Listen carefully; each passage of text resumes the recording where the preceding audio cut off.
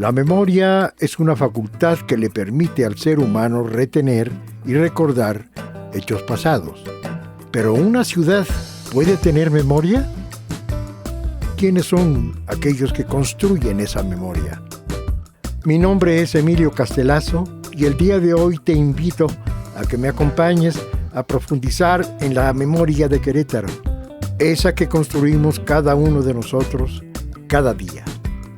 Te invito a que exploremos la crónica de una odisea. Sígueme.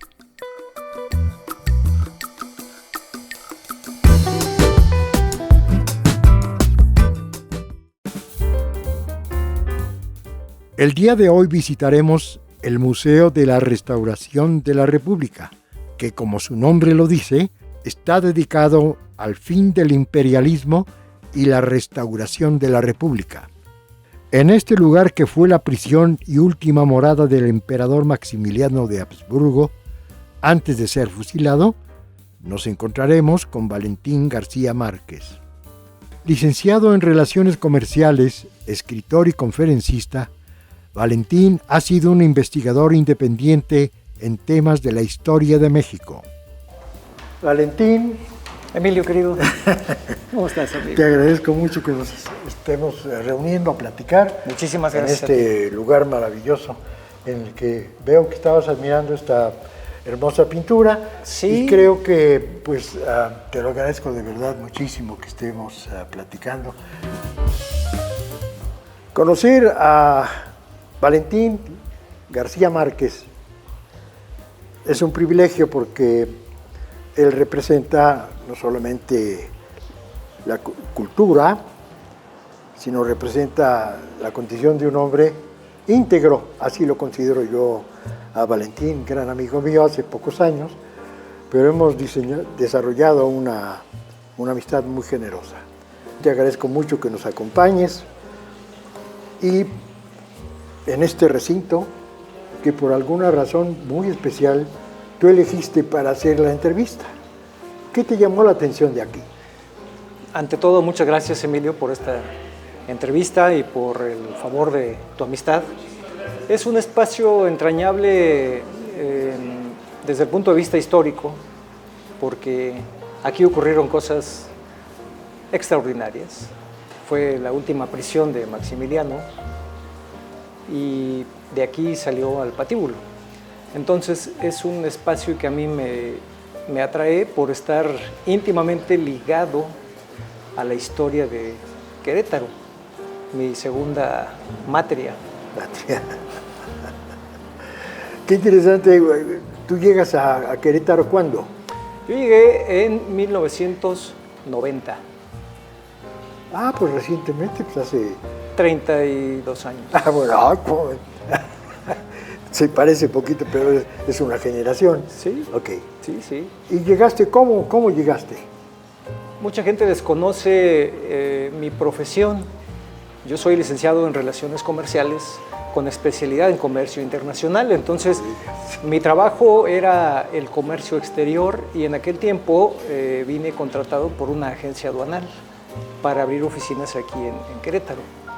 Estuve cosa de 3 años, me promovieron y me trasladaron a la Ciudad de México y después quebró la agencia aduanal y otra agencia aduanal me hizo favor de contratarme y regresé a Querétaro nuevamente. Okay. Y desde entonces, no me he movido de aquí.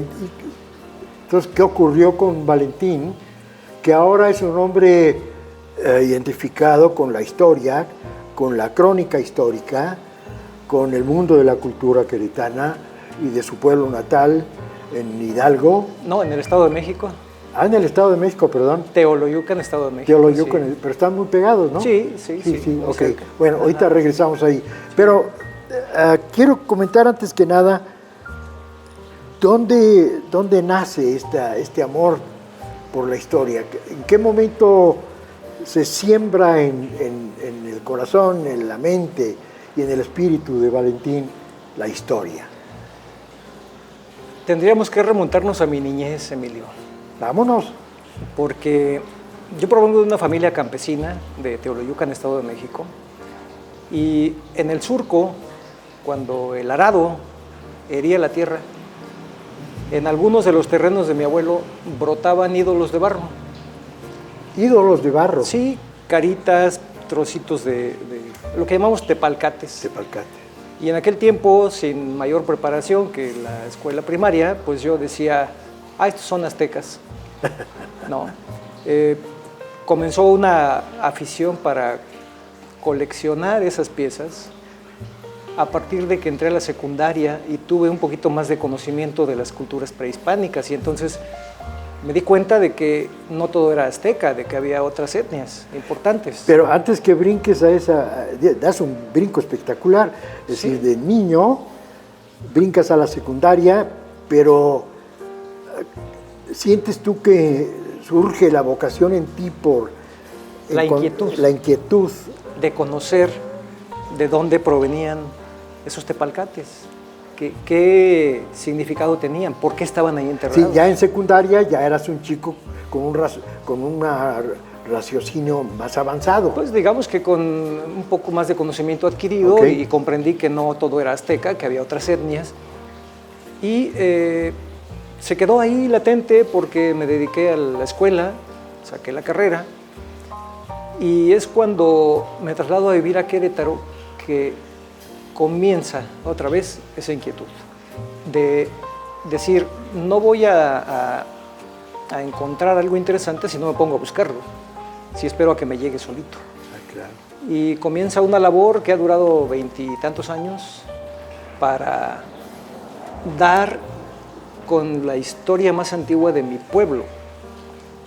Pero al llegar a Querétaro cometo el feliz accidente de comprar un libro de historia de Querétaro, porque aquí iba yo a vivir y dije, tengo que conocer la ciudad en donde voy a vivir.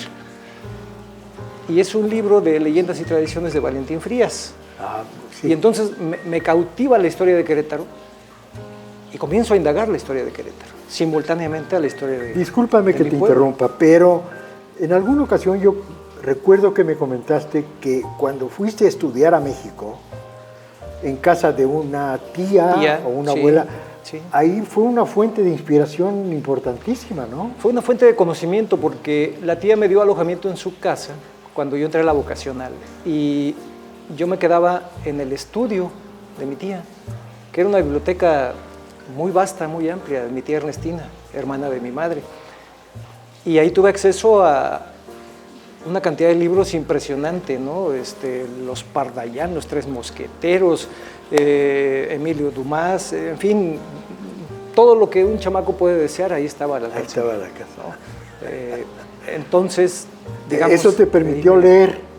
Eso me permitió leer, que es una costumbre que ya en casa existía. Mi padre siempre tuvo libros en casa. Qué interesante. Entonces, mi padre estudió primaria y después 3 años de comercio y hasta ahí. Mi madre estudió tercero de primaria y hasta ahí. Pero procuraron que sus hijos tuviésemos acceso a los libros. En mi casa había enciclopedias, había libros, novela, de todo. Entonces en casa no solamente fue la educación en cuanto a cultivar el campo, No. sino No. además el intelecto, Sí. en que los chicos tuvieran otra visión de vida. Fue algo que se dio de manera natural, digamos, y que para mí fue el motor, el acicate que me impulsó a estudiar. El dejar de estar oliendo a estiércol, el dejar de oler a majada de vaca, a estiércol de puerco, a estiércol de borrego. Un chico, Porque pues esa era la vida que me esperaba, ese era el futuro que yo vislumbraba, ¿no? Claro. Y la única manera de escapar era estudiando. aspiracional. Una carrera. Eras un chico aspiracional. Pues en aquel tiempo no sabría yo el significado, simplemente quería salir de ese entorno. Ok, enhorabuena.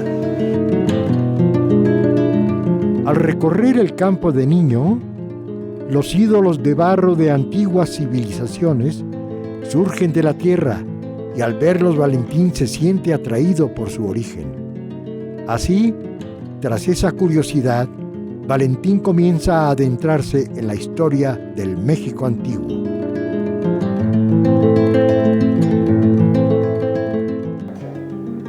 Entonces, Valentín, chiquillo, en el seno familiar, es formado en las labores del campo. Sí, con la escuela, con tu educación básica, Sí.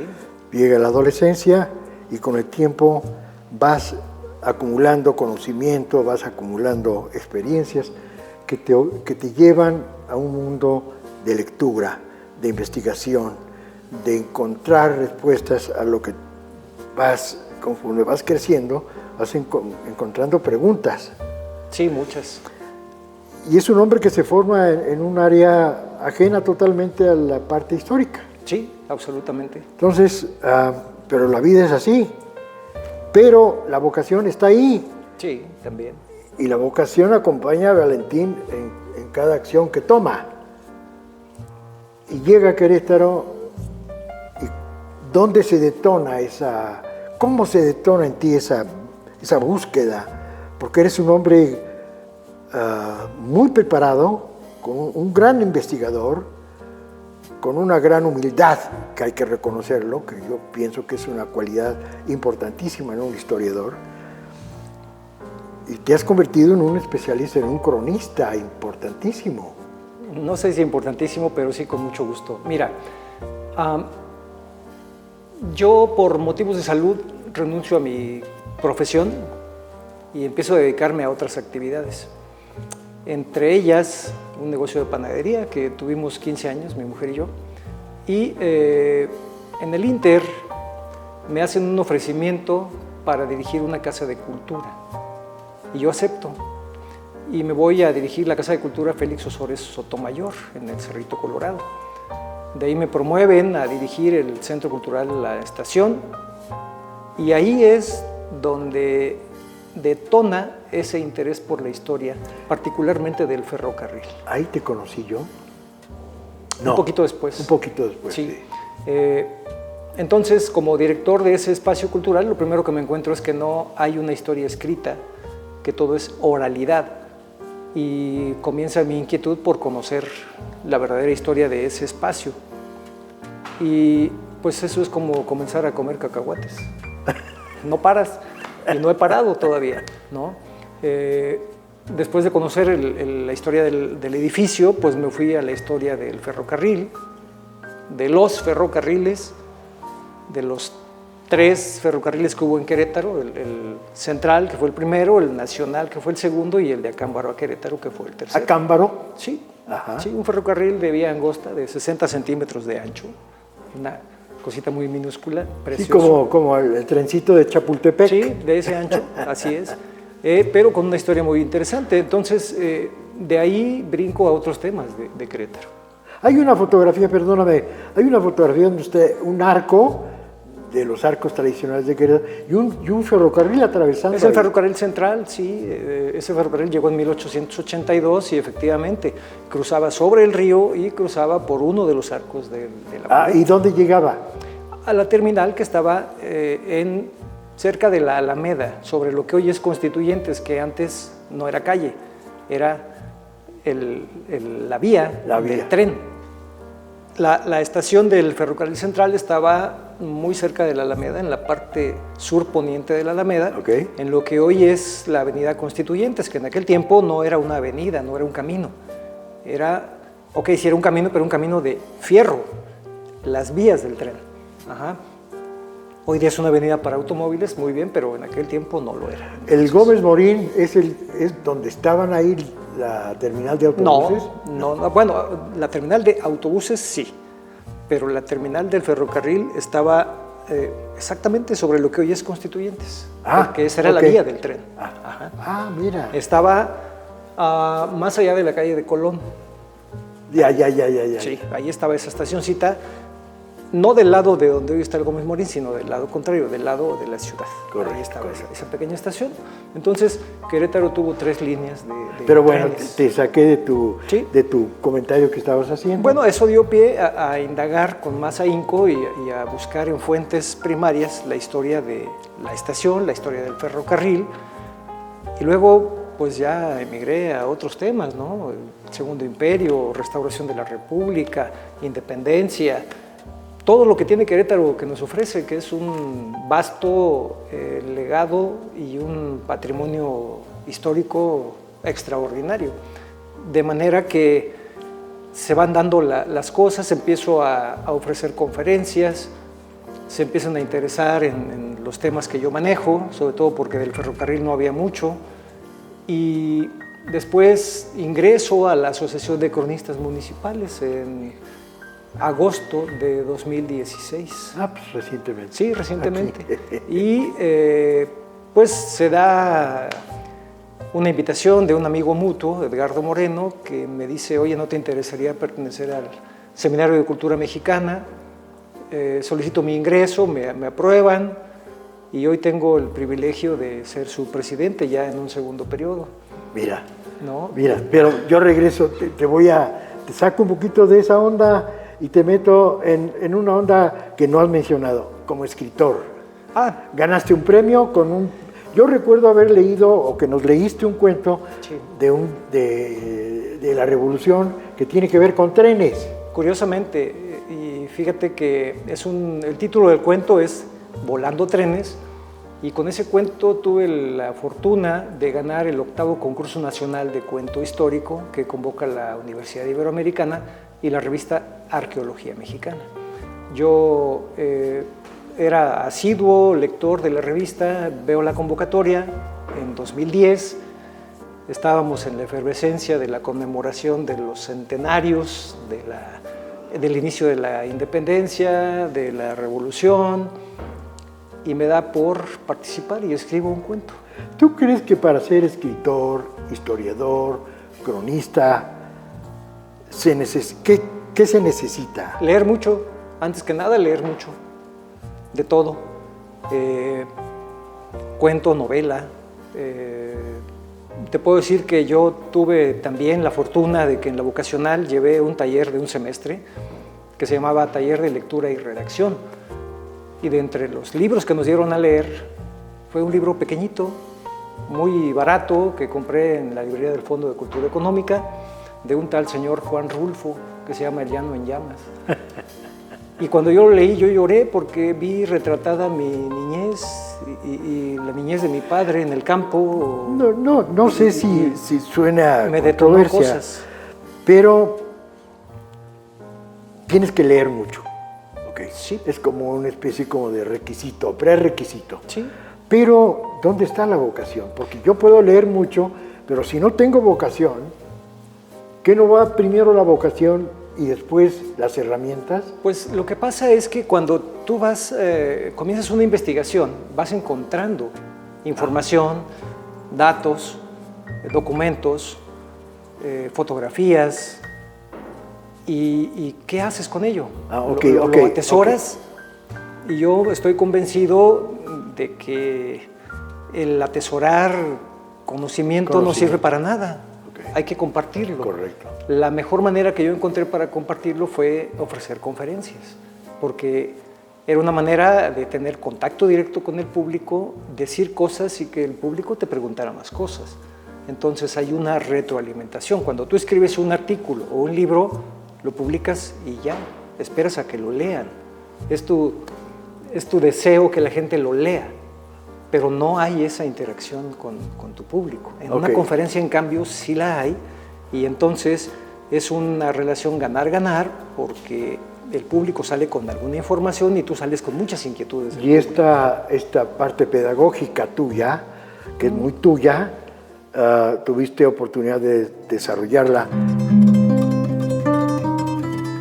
El interés de la historia hace que Valentín explore más y más sobre los hitos que hay en sus páginas. Pronto se daría cuenta que esta tarea nunca acaba. Entonces, en este recinto, entrañable como tú le llamas, llega como última morada, podríamos decir, el pequeño emperador. Y entonces esta casa pues encierra una historia. Sí, era el convento de capuchinas. Aquí estuvieron los 3 prisioneros, las 3 M's, Miramón, Mejía y Maximiliano, y de aquí van al cadalso. En la entrada del convento había 3 carruajes que eran como los autos de alquiler de aquel tiempo. eran corrajes de alquiler, de hecho. Cada uno aborda uno y dan vuelta por lo que hoy es la calle de Hidalgo y se van hasta el Cerro de las Campanas, al Cadalso, a ser ejecutados. Y aquí regresa el cadáver de Maximiliano para ser embalsamado, fue embalsamado en este mismo espacio. Entonces, por eso te decía que es un espacio con una carga histórica extraordinaria. Extraordinaria. Cuando tú empiezas, te metes más de lleno al mundo de la cultura, ¿es en qué época, en qué momento? Es el año 2011. Yo comienzo como director de la Casa de Cultura Félix Osores Sotomayor el día 1 de febrero de 2011. Y ahí entro con muchísimo entusiasmo a tratar de fortalecer la cultura de esa delegación a través de su casa de cultura. Creo que tuve tan buen desempeño que el premio fue que me trasladaron a un centro cultural más importante, a la estación, y transcurrieron gobiernos de uno y de otro partido político y finalmente me hicieron jefe de Departamento de Patrimonio y Servicios Culturales, teniendo a mi cargo la antigua estación, el Museo del Cerro de las Campanas con la capilla y un centro cultural que se llama La Vía. La Vía, es cierto. Esas eran mis tres áreas de responsabilidad y ahí pues yo era el encargado de primero organizar los talleres que se impartían, que se siguen impartiendo y después un programa de animación cultural a base de conferencias, conciertos, teatro, todas las actividades que pudieran enriquecer la cultura de si me permites, sí. Voy a regresar a Maximiliano. Ok. Ojalá tuviéramos tiempo suficiente para describir la ruta de Maximiliano en Querétaro. Llega a Querétaro y aquí lo vencen. No, su cuartel general estaba en La Cruz, en el Templo de la Cruz. Ahí lo toman prisionero. Esa es su primer prisión. Lo trasladan después a Teresitas. Teresitas. Y de Teresitas lo trasladan aquí. Esa es la ruta. Ya estamos hablando 15 de mayo a 19 de junio, 1867. Qué interesante. Ok, mira, ojalá tuviéramos la oportunidad de tener otra charla en la que habláramos específicamente de episodios de historia, porque Querétaro es un museo, es una ciudad museo. Sí. A donde quiera que vayas en el centro histórico, te vas a topar con un puente, con una esquina, con una fuente que era aprovisionada por el agua que viene de la cañada. Es decir, es un mundo de cultura y de historia brutal. Sí. ¿Qué fue lo que te arraigó a ti? Eso fue lo que a mí me hizo sentir ese amor y esa pasión. Siempre he dicho que Querétaro para mí es como una mujer hermosa. La conoces y te enamoras. La ves por primera vez y te enamoras, perdón. Pero la conoces y estás irremisiblemente perdido. Y eso es lo que me ha pasado a mí, que vivo entre dos amores. Mi pueblo natal, del que sigo indagando su historia, que también es muy hermosa, muy rica. Interesante, sí.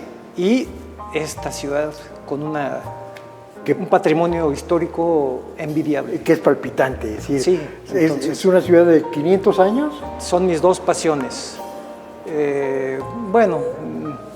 Fundada como una ciudad ya española, digamos, pues sí, pero la historia es muy antigua. Es de, como dicen allá en el pueblo, de más antes. De endenantes. Sí.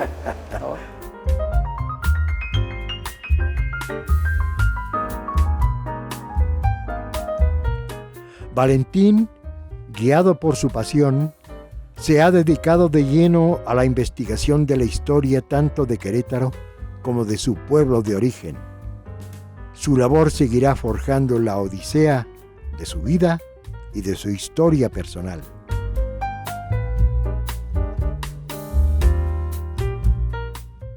Nos estamos despidiendo, mi queridísimo Valentín. Gracias, Emilio. Te agradezco de veras muchísimo. Gracias a ti. Esta oportunidad. Muchas gracias a tu público que gentilmente nos sigue.